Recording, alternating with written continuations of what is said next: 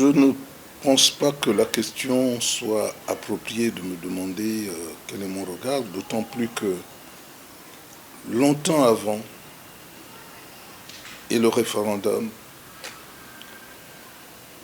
et l'élection présidentielle, j'avais déjà condamné la transition. J'avais perçu que nous n'irions nulle part. D'abord, j'ai eu à proclamer qu'un coup d'État ne libère pas le peuple. Un coup d'État fait de cette manière-là, qui est plus une révolte de palais qu'un coup d'État, vient renforcer la confiscation et du pouvoir et l'enfermement des populations dans un système sans issue. Le fait que, et je l'ai dénoncé, le fait que le président élu indépendant ait décidé de ne plus être indépendant conformément à la loi, mais de créer son parti, il ne fallait pas s'attendre à ce que le président de la République ait des partisans qui perdent l'élection. S'il y a eu quelques-uns qui ont mordu la poussière, vraiment, ils sont malchanceux. Mais globalement, ces partisans devaient réussir par tous les moyens. Et on a vu comment ça s'est fait. Des gens qui disposaient des cartes d'électeurs, qui ont voté plusieurs fois dans les bureaux de vote, et qui sont contents d'avoir gagné l'élection. Voudrait dire que le Gabon est tombé bien bas. Je n'ai pas à me plaindre, je le savais, mais ma grande satisfaction, c'est que j'ai pu démontrer à la face de tous les Gabonais ma capacité de mobiliser une population avec autant d'aisance, sans forcer. Il suffit que je dise la veille que je veux voir mes populations chez moi, à ma résidence, pour qu'elles soient pleines comme un œuf. Et tout le monde a vu. Si vous êtes capable de mobiliser autant de monde, quasiment toute la ville, et qu'on vous déclare battu, mais vous rigolez. Parce que même si le ridicule ne tue pas, mais c'est d'un ridicule. Donc le système en soi, je l'ai démontré, est malsain. Et ceux qui sont venus avec la prétention de redonner une certaine dignité au peuple gabonais ont échoué. Ceux qui sont même venus dire, dans une ville que je connais bien, Mouila, que le président a fait beaucoup en construisant des hangars en guise de marché, avec un projet universitaire qui marque le pas, avec une caserne de sapeurs-pompiers qui a du mal à prendre ses formes, alors que partout ailleurs, on voit bien qu'il y a des bâtiments clinquants, mais cela ne veut rien dire, parce que je dis tout de suite que ce sont des bâtiments qui seront inopérants, dans la mesure où ce qui doit être fait pour faciliter la tâche aux sapeurs-pompiers n'a pas été fait. L'accompagnement nécessaire, je ne parle pas des camions, je ne parle pas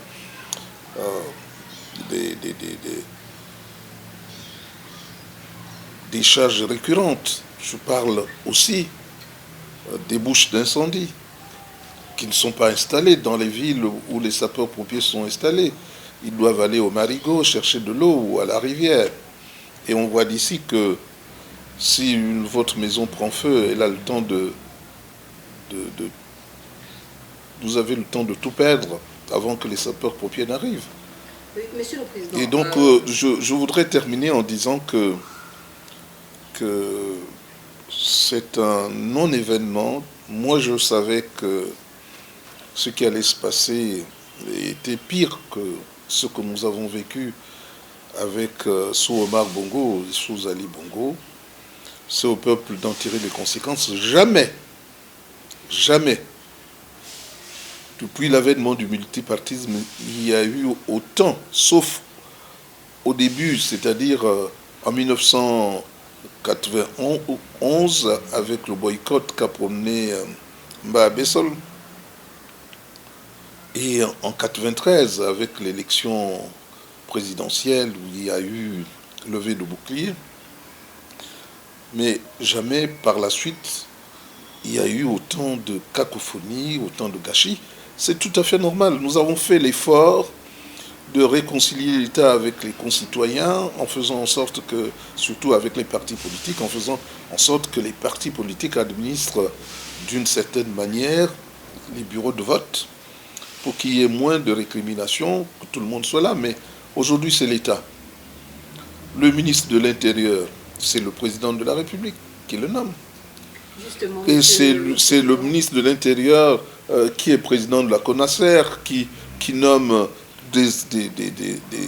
des administratifs qu'on a sous la botte et qui regarde faire, qui voit des gens voter plusieurs fois sans contrôle, mais ceux-là sont responsables de l'arriération de notre système électoral et c'est bien dommage pour notre pays. Est-ce qu'il est sûr de rester toujours ministre de l'Intérieur? C'est la question qu'il faut poser. Et pourquoi n'annulerait-il pas le vote s'il estime que ça a été mal fait? Pourquoi il dit qu'il va prendre des mesures pour que ça ne se répète plus? Le mal est déjà fait. Est-ce que c'est comme ça qu'on va garantir à ceux qui ont été lésés, et Dieu seul sait s'ils ne sont pas plus nombreux que ceux qui ont eu satisfaction, comment va-t-il faire pour réparer cela? Vous savez, tout est complètement sens dessus-dessous.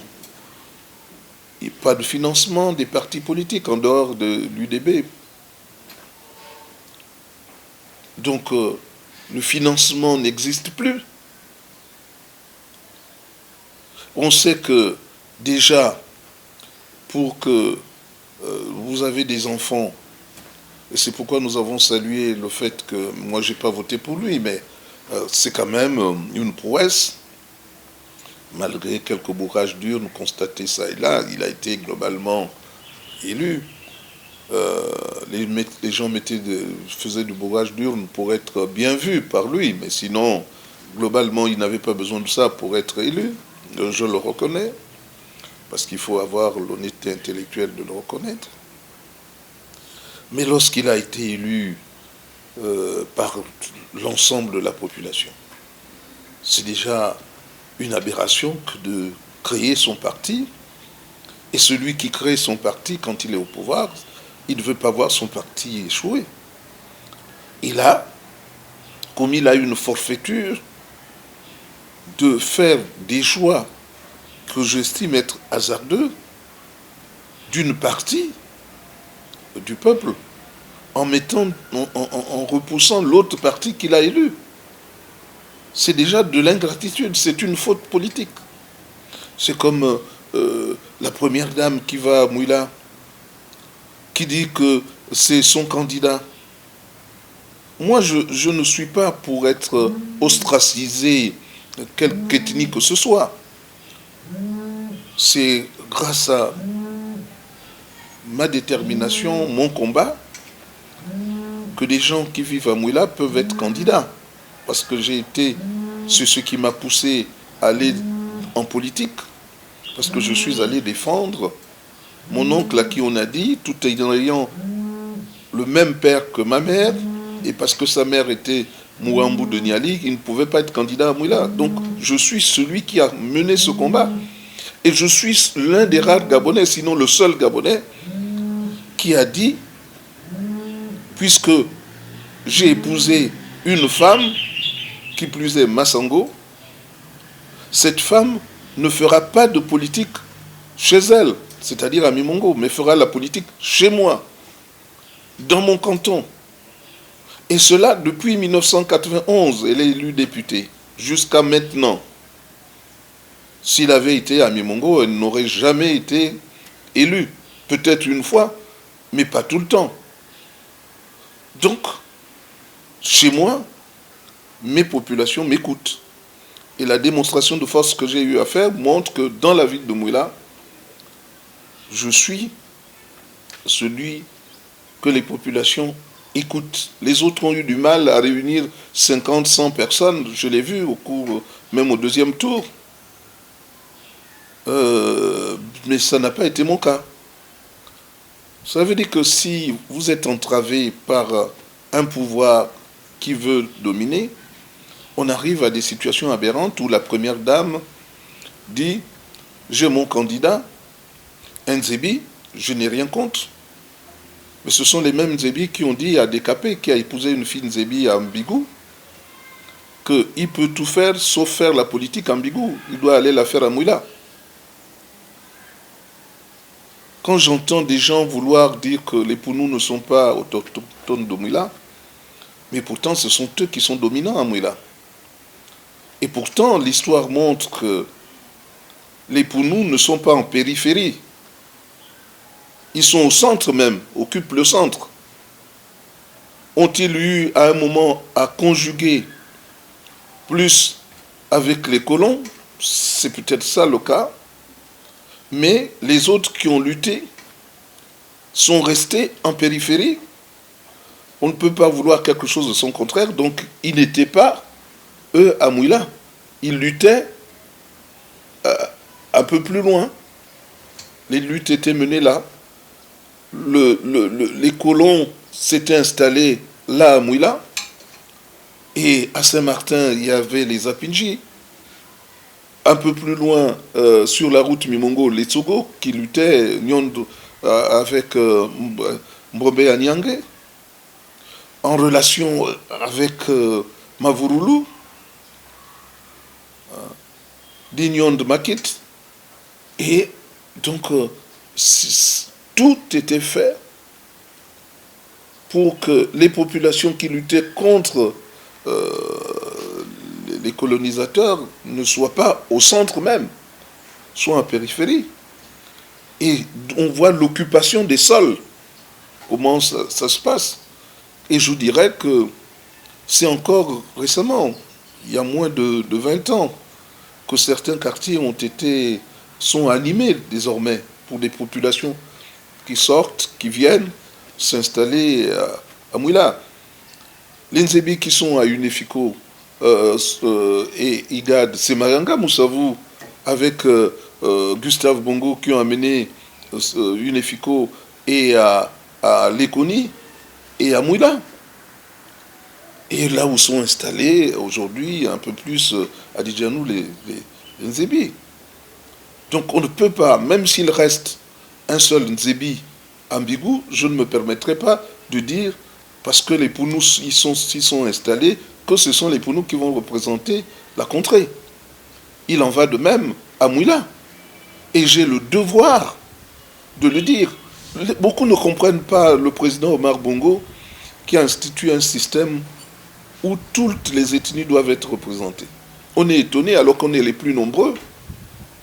Les Bilobs, les Anongoma, comme nous disent les Mienais, les Bilobs comme nous disent les Fans, nous sommes les plus nombreux. Mais pourtant, pour l'équilibre de cette nation, on est obligé, malgré le fait que nous soyons en démocratie, où la démocratie c'est la loi du plus grand nombre, mais on est obligé de faire la place aux Mienais et au fond de l'estuaire pour diriger la mairie de Libreville et occuper certains comportements. Et s'il en va de même de ce qui se passe ailleurs. Et ce ne seront pas les Pounous qui seront des victimes. Je ne parle pas pour exclure les uns et les autres. Mais je dis qu'il faut respecter les autochtones, le peuple qui est là, et la répartition faite par nos devanciers a fait en sorte que à Mouila, les Pounous les Apinji, les Tsogo vivent en harmonie parce que chacun se sent représenté. C'est quoi un député? Un député n'est rien. Qu'est-ce qu'il apporte? C'est plus quelqu'un qui va ronronner, avoir à se coltiner ensuite une retraite paisible pour avoir passé 5 ans à ne rien faire, à ne pas faire avancer la nation. Parce que si pour les avantages qu'ils ont, s'ils méritaient bien cela, mais le Gabon serait loin. On contrôlerait mieux les gouvernements, on ferait en sorte que le développement ait véritablement lieu. Mais le plus souvent, ils vont se coucher. Et là, c'est encore pire. Parce que la majorité écrasante de l'UDB, ce ne sont pas ceux-là qui vont aller à l'encontre du pouvoir. Le président fera tout ce qu'il voudra. Donc, à la limite, beaucoup n'ont même pas à se plaindre de ce qui se passe. Tout est là pour qu'on fasse du surplace. Ça m'étonnerait qu'on aille beaucoup plus loin que les deux autres chefs d'État, c'est-à-dire Omar Bongo et Ali Bongo.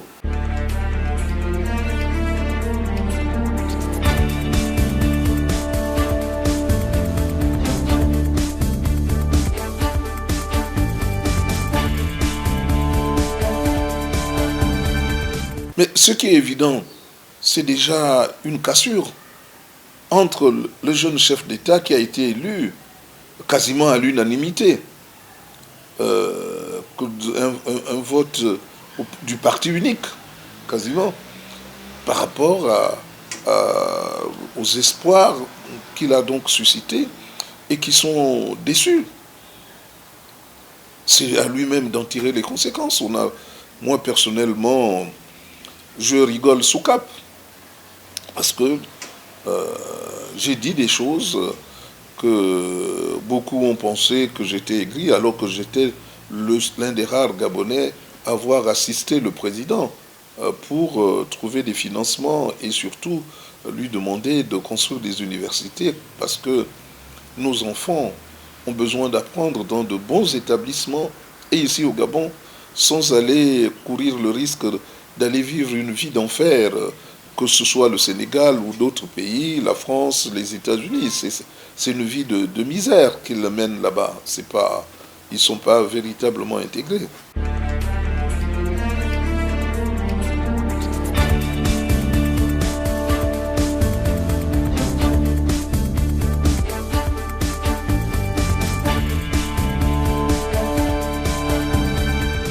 Pour ce qui concerne la CNAMGES, cela montre bien que malgré l'avènement d'une 5e République, malgré avant ça une période transitoire qui aurait pu être marquée d'une grande rigueur, on n'est pas sorti de l'auberge et que la situation a empiré. Parce que c'est une situation de copains et de coquins. On ne nomme pas à la CNAMGES des gens de valeur, des gens d'une certaine probité, des gens d'expérience, des gens qui ont vécu pour redresser la machine et qui n'ont pas plus besoin de voler, de se servir. Parce que qu'est-ce qui se passe chez les jeunes? Je ne les condamne pas, mais avant, nous, parce que nous avons été aussi jeunes, nous tirions exemple sur très peu de monde. Et on essayait de cheminer tout doucement. Aujourd'hui, on tire exemple sur le copain, qui, parce qu'il a eu un parent qui lui a donné des opportunités, a construit une grande maison, de belles voitures, et on veut faire comme lui, tout de suite. Quand on arrive à une fonction, on n'est pas là pour autre chose que pour l'enrichissement personnel. Et on oublie la mission qui est celle d'une structure, d'une institution laissée par nous. Parce que j'étais dans ce gouvernement quand on a créé la CNAMGES. et qui aurait pu être un bon exemple pour les Gabonais et pour l'Afrique, qui a marché un moment, qui aujourd'hui va à volo. Ce qui veut dire qu'il faut se reprendre, parce que c'est un instrument salutaire pour un peuple démuni qui a besoin d'être véritablement assisté. Donc j'invite le chef de l'État à trouver des solutions, à mettre des gens d'expérience, à faire d'abord des enquêtes de moralité pour voir qui est capable de gérer une grande structure. Vous savez, occuper un portefeuille ministériel sans grand soubassement, c'est-à-dire sans que ce soit vraiment important pour le pays, et occuper la CNAMGES qui fait dépendre la solidarité de tout un pays envers ceux qui sont démunis, c'est beaucoup plus intéressant de savoir nommer qui va être à la CNAMGES pour celui qui va être dans un quelconque poste ministériel, quand on sait que en fait ils sont là seulement pour accompagner les autres.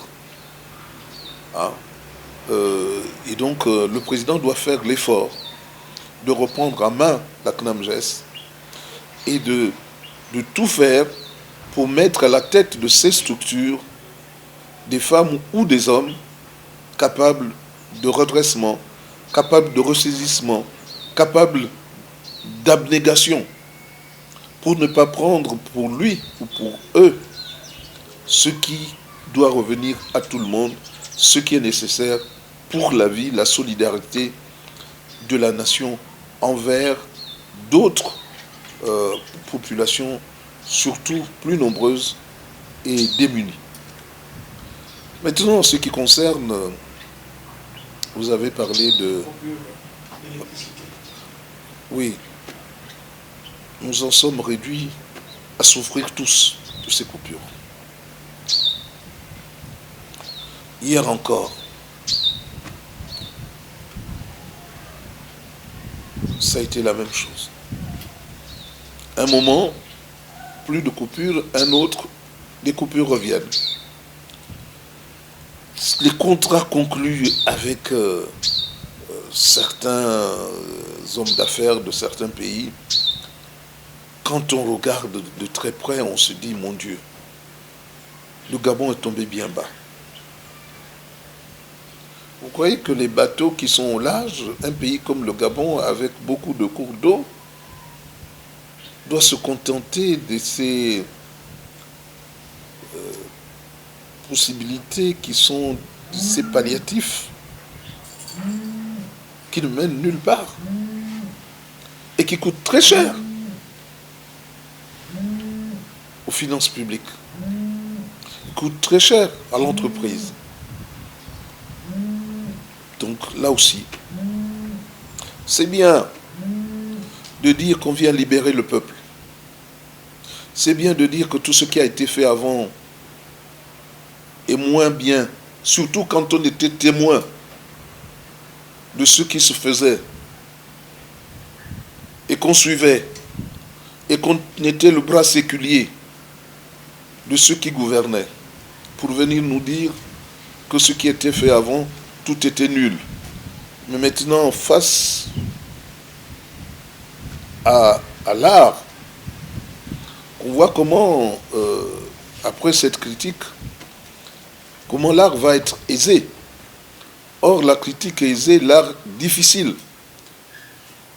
Et surtout des solutions qui sont élaborées, on se rend compte que ce sont des solutions qui ne sont pas réfléchies. Des solutions qui ne sortent pas de gens qui voient très loin. Vous ne pouvez pas imaginer sous Omar Bongo qu'on puisse aller chercher les Turcs pour venir nous alimenter en eau, en électricité, je veux dire. Il faut qu'on trouve des solutions définitives. Nous avons des cours d'eau. Nous pouvons mettre des barrages hydroélectriques. Nous avons pour nous la chance d'être un pays équatorial. Nous avons le soleil. Nous pouvons aussi trouver des solutions. Nous pouvons aussi, pourquoi pas, mettre des éoliennes. Non pas en pleine mer, mais un peu en bordure, pour aussi alimenter nos villes. Mais cela, il faut y réfléchir. Cela, on ne naît pas un matin pour dire « moi, je veux diriger un pays » sans avoir réfléchi longtemps. Oui, il ne faut pas faire comme les Gabonais. Tout le monde, le français est notre langue maternelle. Tout le monde répète à l'envi des expressions parfois que personne ne comprend.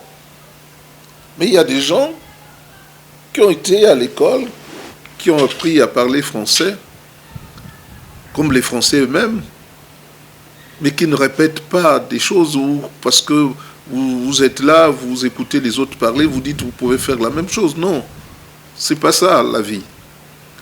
La vie, il faut reconnaître les capacités des uns et des autres. Tant que dans ce pays, on va nier l'autre, on va nier ce que l'autre a fait, on veut penser pouvoir faire mieux que l'autre, alors qu'on n'en a pas des capacités, même pas les capacités intellectuelles, alors on devrait avoir beaucoup d'humilité. Rassembler tout le monde, surtout rassembler ceux qui connaissent, ceux qui peuvent apporter quelque chose pour le pays. Ce ne sont pas les élections législatives qui améliorent la vie de nos concitoyens. Ce n'est pas en déclarant la décentralisation que la décentralisation va se faire. Quand aucun n'est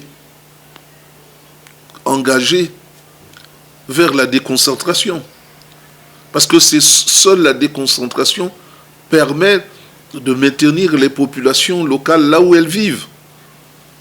Parce que les représentants du président de la République ont les moyens humains, financiers, pour répondre aux sollicitations de ceux qui sont placés sous leur responsabilité.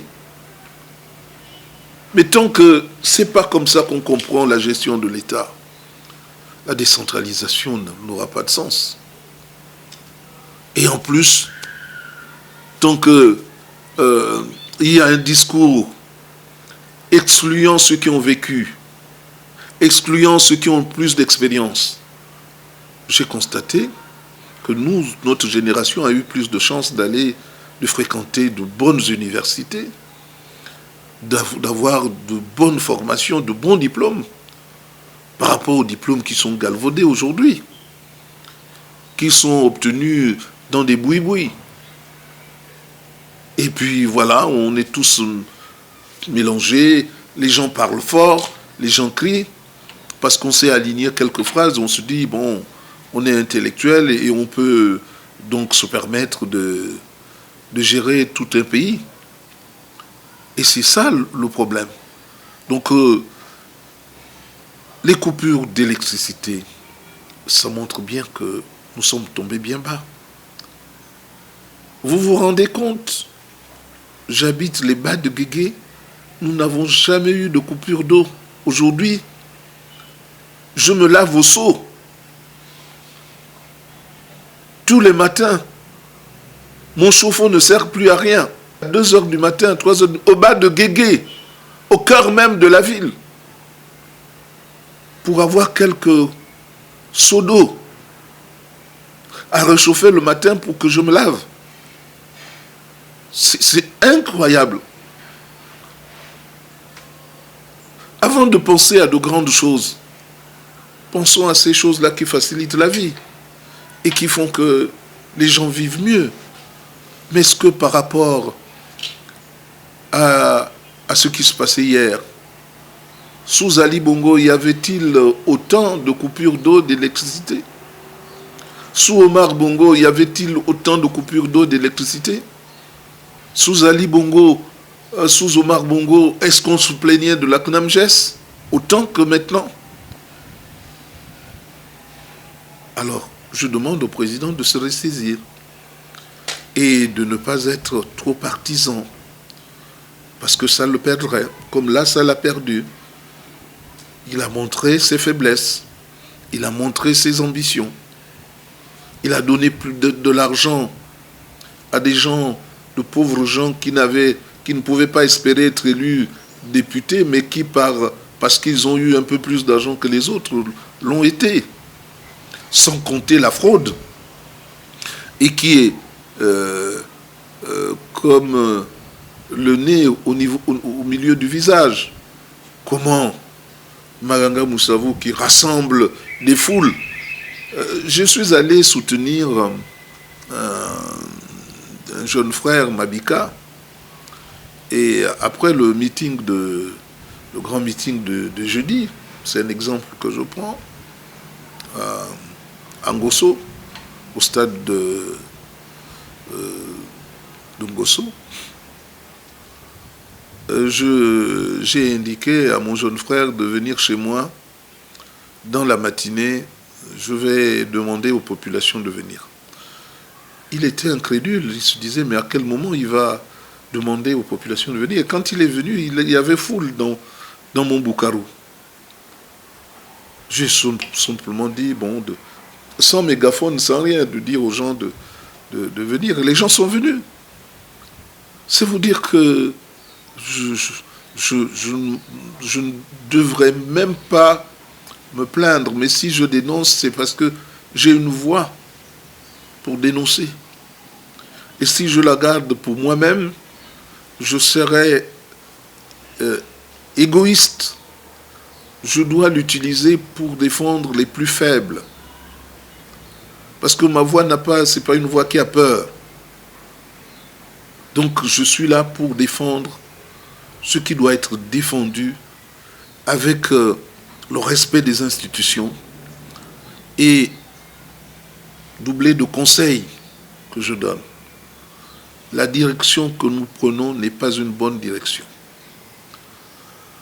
Quand je défends les populations pour nous, ce n'est pas pour exclure les autres populations. J'ai bien montré l'exemple et j'ai bien dit que je suis le seul à prendre une femme qui n'est pas, qu'il ait épousée, en faire son député dans son canton depuis que le multipartisme existe. Qui peut dire mieux? Donc je ne suis pas quelqu'un qui exclut les autres ethnies, mais qui respecte la tradition. C'est la tradition qui m'autorise à faire que mon épouse soit députée chez moi. Ça s'est vu dans nos traditions.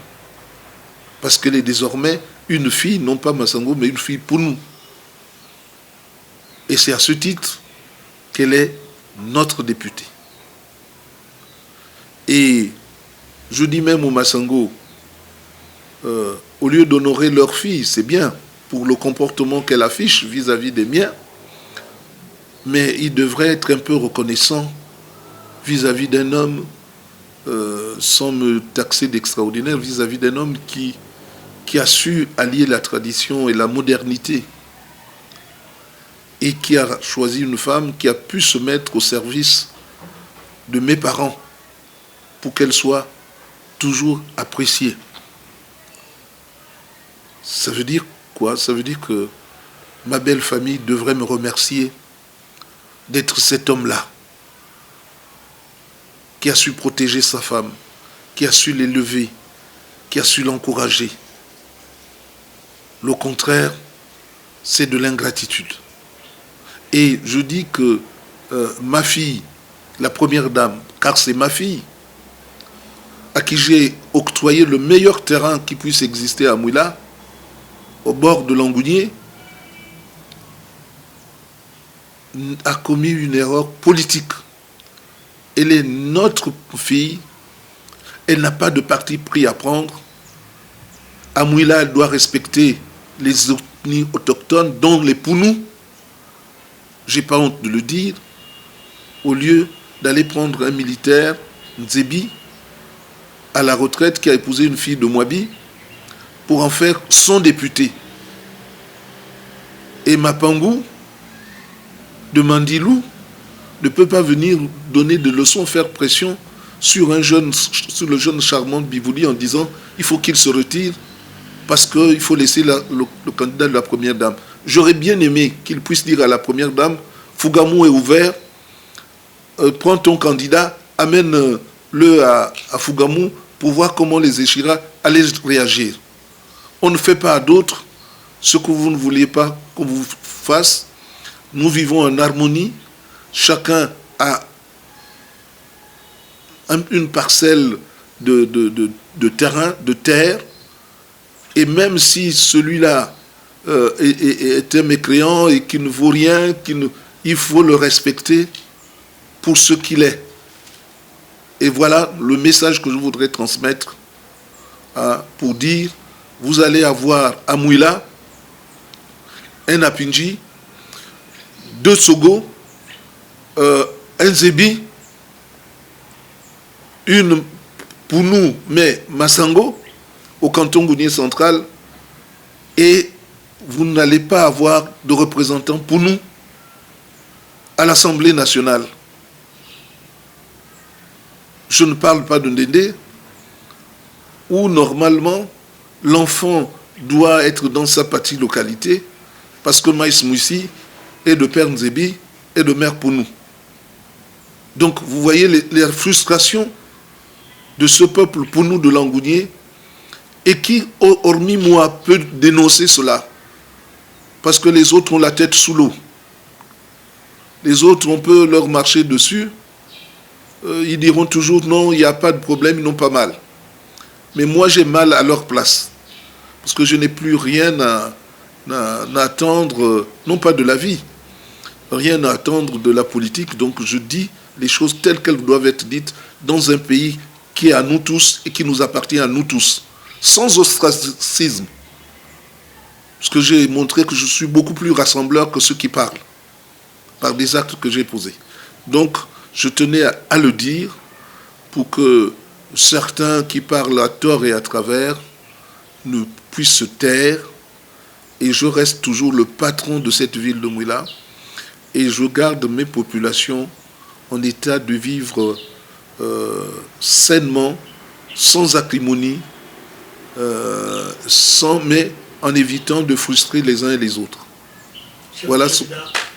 Merci, je vous remercie.